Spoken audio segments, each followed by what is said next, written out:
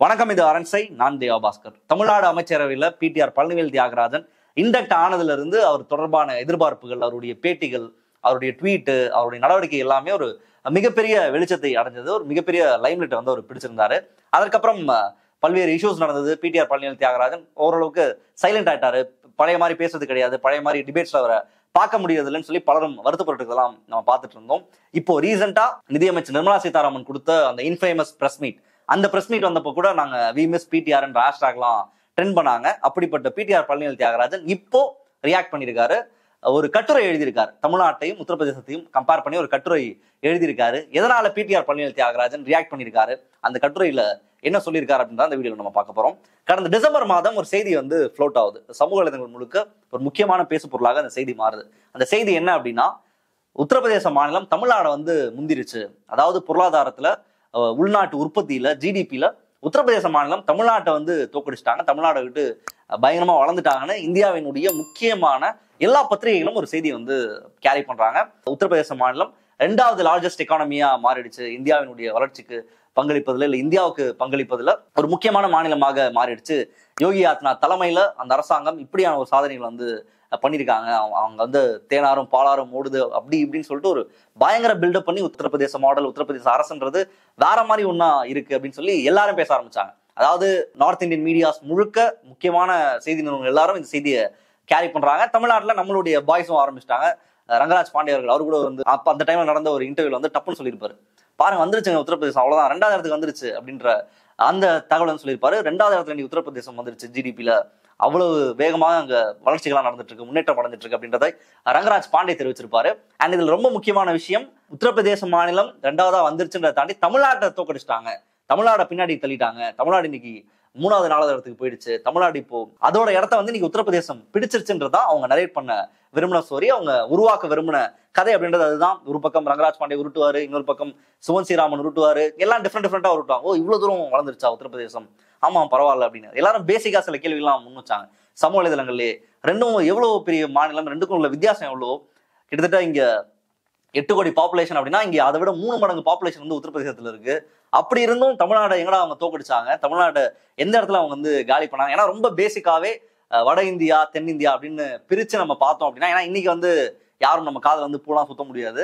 North India எப்படி இருக்கு அப்படின்னு நம்ம பார்த்துட்டே தான் இருக்கோம், நேரடியாக பார்த்துட்டு இருக்கிறோம். எவ்வளவு பிற்போக்காக, ரிக்ரெசிவாக அங்க இருக்கக்கூடிய அரசுகள் அந்த மக்களை வச்சிருக்காங்க அப்படின்றத நம்ம தொடர்ச்சியா பார்த்துட்டே இருக்கோம். அங்க வளர்ச்சின்றது என்னவா இருக்கு, அந்த மாநிலங்கள் என்னவா இருக்கு, அவங்க எப்படி பாக்குறாங்க அப்படின்றது எல்லாமே நேரடியாக இன்னைக்கு யாராலையும் வேணா ஆக்சஸ் பண்ண முடியும். எல்லாருக்கும் அந்த தொடர்புகள் வந்துருச்சு. இன்னைக்கு தொலைத்தொடர்பு சாதனங்கள் நிறைய வளர்ந்துருச்சு. மக்களுடைய அந்த கனெக்ஷன் அப்படின்றது ரொம்ப ஜாஸ்தி ஆயிடுச்சு. ரொம்ப டெலிபரேட்டா, ரொம்ப வெளிப்படையா எல்லாருக்குமே தெரியும் 2 மாநிலமும் என்ன நிலைமையில இருக்குன்றது எல்லாருக்குமே தெரிஞ்ச உண்மை. அப்படி இருந்தும் கூட மனசாட்சியே இல்லாம, கொஞ்சம் கூட கூச்சம் இல்லாம, வெக்கமே இல்லாம இந்த பொய்யை வந்து பரப்பிட்டு இருந்தாங்க. ஒரு பக்கம் வட இந்திய ஊடகங்கள், ஒரு பக்கம் முன்னணி பத்திரிகைகள், ஒரு பக்கம், இன்னொரு பக்கம் தமிழ்நாட்டுல இருக்கக்கூடிய வலதுசாரிகள், இவங்க ஒரு பக்கம் வந்து இதை பரப்பிட்டு இருக்காங்க. அது உடனடியா சமூக வலைதளங்களே பஸ்ட் ஆயிடுச்சு. அதற்கான ரியாக்ஷன் எல்லாத்தையுமே கொடுத்துட்டு இருந்தாங்க. எங்க இருக்கு, ரொம்ப சிம்பிளா சொல்லணும்னா, இப்போ விஜய் சித்து விளாக் வந்து ரொம்ப ஃபேமஸா இருக்கு. அவங்க வந்து அவங்க பண்ற விளாக் வீடியோஸ் எல்லாத்தையும் எல்லாருமே பார்த்துட்டு இருக்காங்க. அவங்க இப்போ ரீசெண்டா நார்த் இந்தியா போயிருப்பாங்க. அங்க போயிட்டு அவங்க வந்து அவங்களுக்கு பாலிடிக்ஸ் தெரியும், அவங்களுக்கு வந்து ஒரு அரசியல் தெரியும், தமிழ்நாட்டினுடைய வளர்ச்சி, வட இந்தியா எப்படி வளர்ந்துருக்கு, 2 இடங்களையும் எந்த அரசியல் பிரிக்குது அப்படின்ற அந்த புரிதெல்லாம் அவங்களுக்கு கிடையாது. ரொம்ப ஜென்ரலா நார்மலா ஒரு ஆள் அங்க போற, தமிழ்நாட்டை சேர்ந்த ஒருத்தர் அங்க போறாரு அப்படின்னா என்ன இப்படி இருக்கு அப்படின்றத அவங்களுடைய ரியாக்ஷன் இருந்தது. எல்லாருமே அதை ஷேர் கூட பண்ணிட்டு இருந்தாங்க. அங்க போகும்போதுதான் தமிழ்நாடு எவ்வளவு பெரிய ஊரு, ஏன்னா கண்டக்டர் தம்மடிச்சிட்டே போயிட்டு இருக்காரு, எல்லாத்தையும் துப்புறாங்க அப்படி இப்படின்னு சொல்லி அங்க இருக்கக்கூடிய ரொம்ப கேஷுவலா இருக்கக்கூடிய கல்ச்சர் எல்லாம் அவங்க வந்து எக்ஸ்போஸ் பண்ணி காமிச்சிருப்பாங்க. ஸோ ரொம்ப பேசிக்காவே பாக்குற எல்லாருக்குமே தெரியும் 2 மாநிலத்துக்கும் இருக்கக்கூடிய வித்தியாசம் என்ன, எப்படி மனசாட்சி எல்லாமே இப்படியான பொய் சொல்றாங்க அப்படின்ற கேள்விதான் எல்லாருக்கும் வேணும். இருந்தாலும் பத்திரிகை எல்லாம் சொல்லுது, இவங்க எல்லாருமே சொல்றாங்கன்னும் போது நேரடியாக நமக்கும் வந்து அந்த டவுட்லாம் வரும், நிஜமா என்னதான் நடந்திருக்கு அப்படின்னு சொல்லி உள்ள போனா தெள்ள தெளிவாக அது என்ன நடந்திருக்கு அப்படின்றத யூடர்ன் வந்து கிறிஸ்டல் கிளியரா காமிச்சிருக்காங்க. குறிப்பாக ஒரு வீடியோ வெளியிட்டு அந்த வீடியோல இங்கிலீஷ்லயே அந்த வீடியோ நரேட் பண்ணியிருக்காங்க, என்ன நடந்திருக்கு அதுல அப்படின்றத. யூடர்ன் வெப்சைட், ஃபேக்ட் செக் பண்ணக்கூடிய யூடர்ன் வெப்சைட் ரொம்ப கிளியரா பண்ணியிருக்காங்க, ஆர்டிகல் எழுதியிருக்காங்க. அதுல ரொம்ப ஃபண்டமெண்டலா அந்த டேட்டால இருக்கக்கூடிய ஓட்டை என்ன அப்படின்னு சொல்லி பார்த்தோம்னா, ஒரு தனியார் வெப்சைட் தான் பண்ணியிருக்காங்க. ஃபினான்ஸ் சம்பந்தப்படக்கூடிய ஒரு தனியார் வெப்சைட் தான் இந்த ஆய்வை வந்து மேற்கொண்டிருக்காங்க. அவங்க தான் இந்த டேட்டா வந்து ரிலீஸ் பண்ணிருக்காங்க. டிசம்பர் 9 இந்த டேட்டா ரிலீஸ் ஆகுது. டிசம்பர் 15, 16, ஒரு 18, 19 எல்லா மீடியாவும் ஆக்டிவேட் ஆகி இதை வந்து பரப்புறாங்க, புஷ் பண்றாங்க இந்த நரேட்டிவ. ஜிடிபியில உத்தரப்பிரதேசம் உயர்ந்துருச்சு, தமிழ்நாடு தோக்கடிச்சு தமிழ்நாட பின்னாடி தள்ளிடுச்சு, திராவிட மாடல பின்னாடி தள்ளிடுச்சு, ஸ்டாலினை பின்னாடி தள்ளி யோகி ஆதித்யநாத் முன்னாடி போயிட்டார் அப்படின்ற அந்த நரேட்டிவை புஷ் பண்றாங்க. அந்த டேட்டா என்ன அப்படின்னு சொல்லி பார்த்தோம்னா SOIC அப்படிங்கிற ஒரு வெப்சைட் தான் அந்த டேட்டாவை ரிலீஸ் பண்றாங்க. ரொம்ப ஃபண்டமெண்டலா இருக்கக்கூடிய இதுல பிரச்சனை அப்படின்றது இருக்கக்கூடிய எல்லா மாநிலங்களையும் ரேட் பண்றாங்க, எவ்வளவு கான்ட்ரிபியூட் பண்றாங்க ஜிடிபிக்கு அப்படின்னு சொல்லி. இந்தியாவில் இருக்கக்கூடிய எல்லா மாநிலங்களும் எவ்வளவு கான்ட்ரிபியூட் பண்றாங்க அப்படின்றத ஜிடிபியில் மென்ஷன் பண்ணி அவங்க வெளியிட்டு இருக்கிற டேட்டால மென்ஷன் பண்ணி அது எல்லாம் நம்ம ரவுண்ட் பண்ணோம்னா எது எவ்வளவு வரும்னா 100க்கு வரும். அதாவது 100ல மகாராஷ்டிராவினுடைய பங்கு என்ன, தமிழ்நாட்டினுடைய பங்கு என்ன. இப்போ மகாராஷ்டிரா 10% இருக்காங்க, தமிழ்நாடு ஒரு சதவீதம், ஒரு 8%, 9% கொடுக்குது, உத்தரப்பிரதேசம் ஒரு 8%, 9% கொடுக்குது. இப்படி ஒரு அவுட் ஆஃப் 100க்கு அதை கொண்டு வராங்க. அதை சேர்த்து ஆட் பண்ணி பார்க்கும் பொழுது ஒட்டுமொத்த மாநிலத்தையும் சேர்க்கும் பொழுது அதை ஆட் பண்ணா 102 வருது. அதாவது அது எல்லாத்தையும் ஆட் பண்ணா 100க்குள்ள வரணும்.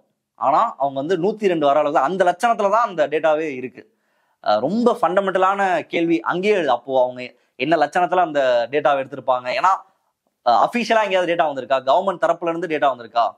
கவர்மெண்ட் தரப்புல இருந்து வெளிப்படையான டேட்டா வருது. நேஷனல் கிரைம் ரெக்கார்ட்ஸ் பியூரோல அதிகமான குற்றங்கள் நடக்கக்கூடிய மாநிலங்களாக உத்தரப்பிரதேசம் இருக்கு, அதிகமான கைதிகள், பெண் கைதிகள் இருக்கக்கூடிய மாநிலமாக உத்தரப்பிரதேசம் இருக்கு. இப்படியான அபிஷியல் டேட்டா வருது. ஆனா இதெல்லாம் பேசு பொருளா மாறாது. ஆனா ஏதோ ஒரு SOIC அப்படிங்கிற ஒரு தனியார் வெப்சைட் வந்து ஒரு டேட்டாவை ரிலீஸ் பண்றாங்க. அதுவும் தப்பான போலியான டேட்டா. அதுவும் இன்னைக்கு வரைக்கும் அவங்க சாரி கேட்கல. அதுதான் இங்க வந்து ரொம்ப முக்கியமான விஷயம். நம்ம ஊர்ல வந்து தப்பான ஒரு ட்வீட் போட்டா, தவறான செய்தியை சொன்னா உடனடியாக தெரியாம சொல்லிட்டேன், இல்ல தப்பா சொல்லிட்டேன், நான் அதை மாத்திக்கிறேன், அதை திரும்ப நான் எடுத்துறேன்னு சொல்லி நம்ம அதை ரிமூவ் பண்ணிடுவோம். நம்ம அதெல்லாம் நம்ம கேஷுவலா பார்த்துட்டு இருப்போம்.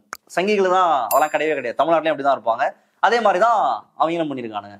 அதாவது ரொம்ப அப்பட்டமான வெளிப்படையா இவ்வளவு பெரிய மிஸ்டேக், அதெல்லாம் சம்ம பண்ணா 100 வரணும், அங்க 102 வந்திருக்கு. அந்த லட்சணத்துல அந்த டேட்டாவே இருக்கு. அந்த டேட்டாவை வச்சுட்டு இந்தியா முழுக்க ஒரு பொய்யான போலியான ப்ராபகேண்டாவை இவங்க முழுமையாக செஞ்சிருந்தாங்க. அது வந்து ஒரு லோக்கல் லெவல்ல, ஒரு சின்ன லெவல்ல சமூக வலைதளங்கள் அளவுல அதற்கான எதிர்வினை ஆற்றப்பட்டது. பலரும் அது தொடர்பான கேள்விகளை முன் வச்சாங்க, சரியான கேள்விகளை முன்வைத்தாங்க.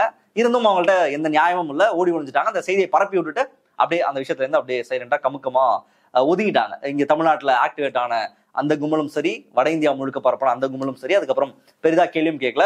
இன்னொரு முக்கியமான விஷயம், ஏன் அந்த விஷயம் வந்து சைலண்ட் ஆச்சு அப்படின்னா, ஏன்னா நம்மளே கூட அதை அப்போவே பேசணும்னு நினைச்சிட்டு இருந்தோம். ஏன் பேச முடியலன்னா, அதுக்குள்ள நம்ம நிதியமைச்சர் நிர்மலா சீதாராமன் அவர்கள் ஒரு பிரஸ் மீட்டை கொடுத்துட்டாங்க. அந்த பிரஸ் மீட்ல அவங்க நடந்து கொண்ட விதம், அவங்க பேசினது எல்லாம் ஒரு மிகப்பெரிய விமர்சனத்தை பெற்றதால அந்த விஷயம் அப்படியே காணா போயிடுச்சு. நிர்மலா சீதாராமன் அவர்கள் பேசினது அது லைம்லைட்டுக்கு வந்து எல்லாரும் அது தொடர்பாக பேச ஆரம்பிச்சிட்டாங்க. அதோடைய கவனம் வந்து அந்த பர்டிகுலர் விஷயத்துல, தமிழ்நாடு வெர்சஸ் ஊபி அப்படிங்கிற அந்த விஷயத்துல எல்லாருக்கும் அந்த அட்டென்ஷன் வந்து கம்மி ஆயிடுச்சு. ஸோ இந்த புள்ளியில தான், இந்த பாயிண்ட்ல தான் பிடிஆர் பழனிவேல் தியாகராஜன் ஒரு ட்வீட் ஒன்று போடுறாரு. இந்த மாதிரி நான் ஒன்று கேள்விப்பட்டேன், தமிழ்நாடு உத்தரப்பிரதேசத்துக்கும் இடையே இந்த டேட்டா ரிலீஸ் பண்ணிருக்காங்களாமே, ஒரு வெப்சைட் SOICங்கிற வெப்சைட் ரிலீஸ் பண்ணிருக்காமே, நான் இது சம்பந்தமா நான் பேசுறேன் அப்படின்னு சொல்லி ஒரு டீடைல்டான ஒரு ரிப்போர்ட் வந்து பிடிஆர் பழனிவேல் தியாகராஜன் எழுதியிருக்காரு. இன்னும் ரிலீஸ் ஆகல. அதனுடைய கடைசி பத்தியை இன்னைக்கு வந்து பிடிஆர் பழனிவேல் தியாகராஜன் தன்னுடைய ட்விட்டர் பக்கத்துல வந்து ஷேர் பண்ணியிருக்காரு.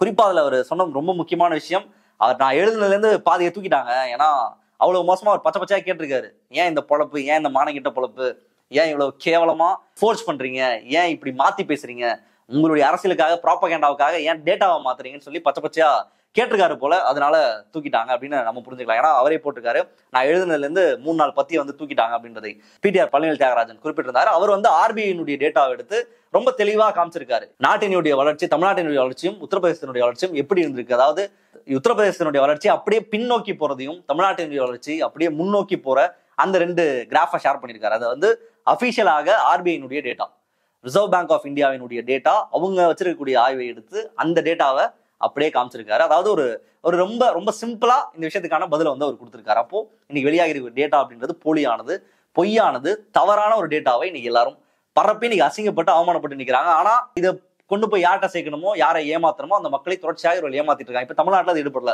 ஆனா நிச்சயமாக அவர்கள் இருக்கக்கூடிய மாநிலங்கள்ல இதை வந்து ஒரு வியாபாரமாக்கியிருப்பாங்க. நிஜமாவே மாத்திட்டாரு, நிஜமாவே வந்து உத்தரப்பிரதேசத்தினுடைய முதல்வர் யோகி ஆதித்யநாத் ஒரு வேற மாதிரியான ஒரு நபர் தான் அப்படின்னு சொல்லி அந்த ப்ராபகேண்டா வந்து அவங்க பண்ணிட்டு இருந்திருக்காங்க. பிடிஆர் பழனிவேல் தியாகராஜனுடைய ட்வீட்ல வந்து ரொம்ப ஒரு முக்கியமான விஷயம் அப்படின்றது கடைசி பத்தி அந்த ட்வீட்ல அவர் எழுதியிருக்கிறது ரொம்ப முக்கியமான விஷயமா நம்ம பார்க்கிறோம். Perhaps the real tragedy of our times is that the propaganda machine, arguably the most awesome and awe-inspiring in the history of mankind, given the scale of India, has become so devoid of facts, logic, reason or even humanity அப்படின்றத தெரிவிச்சிருக்காரு. அதாவது இன்னைக்கு வந்து இந்த போலி செய்தியை, வதந்தியை பரப்பக்கூடிய நபர்கள், அவங்க வந்து இது வரைக்கும் வரலாற்றிலே இப்படியான நபர்களை வந்து நம்ம சந்திச்சதே கிடையாது. மனித குலம் தோன்றதுல இருந்து கூட நம்ம எடுத்துக்கலாம். ஃபேக்ட் என்ன இருக்கு, அதுல லாஜிக் இருக்கா, மனிதாபிமானம் இருக்கா, எதுவுமே கிடையாது. அவங்களுக்கு எந்த ஒரு புத்தியும் கிடையாது, சுய புத்தியும் கிடையாது. ஆனா ஒரு வெற்று பரப்புரையை தொடர்ச்சியாக இவர்கள் செய்து கொண்டே இருக்கிறாங்க அப்படின்றதை அவர் குறிப்பிட்டிருக்காரு. அது ஒரு சாபக்கேடு. இந்த காலகட்டத்துல இன்னமும் இவ்வளவு டேட்டா நம்ம கையில இருந்தும், இவ்வளவு விஷயம் நம்ம கண்ணு முன்னாடியே இருந்தும், இப்படியான பச்சை பொய்களை அவங்க அடிச்சு விடுறது அப்படின்றதெல்லாம் நம்ம வந்து அதை ஃபேஸ் பண்ணிட்டு இருக்கோம். அது எவ்வளவு பெரிய கேவலம் அப்படின்றத வந்து அவர் குறிப்பிட்டிருக்காரு. அது மட்டும் இல்லாம ஒரு நியாயமான ஒரு ஜனநாயகம் இயங்குவதற்கான நியாயமான தளம் ஏதாவது இருக்கா? இவ்வளவு டேட்டாஸ் நம்ம கிட்ட இருக்கு, இவ்வளவு ஆதாரங்கள் நம்ம கண்ணு முன்னாடி இருக்கு, அப்போ இப்படி பச்சையா போய் சொல்ற ஒரு கேவலமான அரசியலை தான் இவர் செஞ்சுட்டு இருக்காங்க. எவ்வளவு மோசமான, மட்டமான, கேவலமான கும்பல் இந்த கும்பல் அப்படின்றதை பிடிஆர் பழனிவேல் தியாகராஜன் தன்னோட ட்வீட்ல வந்து சுட்டி காட்டியிருக்காரு.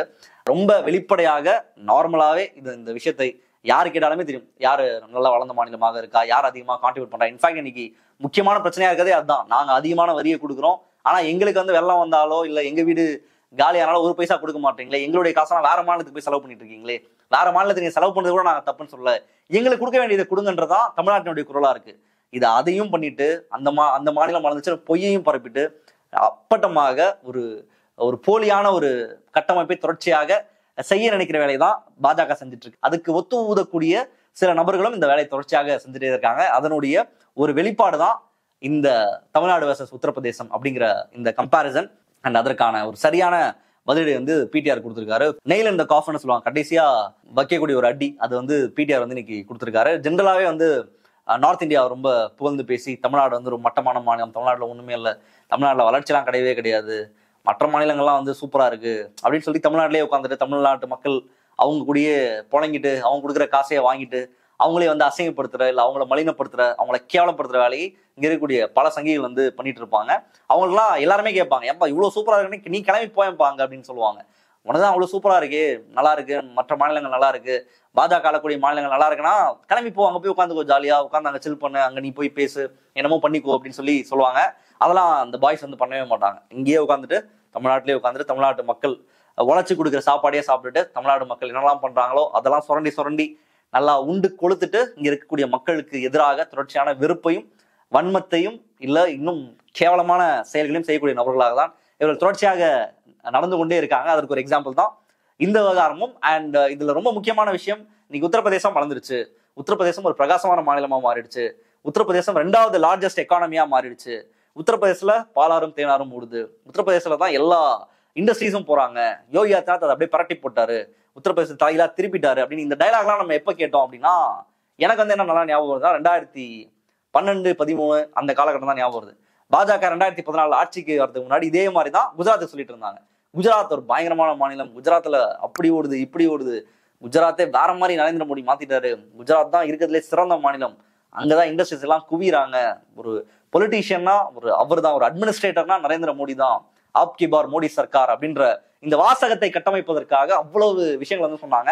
ஐ திங்க் இது வந்து அதோடைய பகுதி 2 நினைக்கிறேன். ஆல்ரெடி 2013 2012 இப்பெல்லாம் உருட்டி 2014 பாஜக வந்து இன்னைக்கு ஆல்மோஸ்ட் 10 வருஷம் ஆக போகுது. இந்தியா இன்னைக்கு எந்த நிலைமையில இருக்கு, இன்னைக்கு நம்ம என்ன உரையாடல நம்ம நிகழ்த்திட்டு கொண்டது நம்ம எல்லாருக்குமே தெரியும். அதற்கான 2.0 தான் இந்த விவகாரம். இன்னைக்கு உத்தரப்பிரதேசத்தை முன்வைக்கிறது எல்லாமே குஜராத்தினுடைய அடுத்த வருஷன், குஜராத் 2.0 தான் இவங்க தொடர்ச்சியாக கட்டமைக்க முயற்சிக்கிறாங்க. அடுத்த மோடி அவர்கள் திரு யோகி ஆதித்யநாத், ஏன்னா ஆல்ரெடி எல்லா மாநிலங்களையும் இன்னைக்கு அவர் தான் அடுத்த பேஸா இருக்காரு. ராஜஸ்தான்ல ஒரு எலெக்ஷன் நடக்குதுன்னா இவர் தான் போய் பிரச்சாரம் பண்றாரு.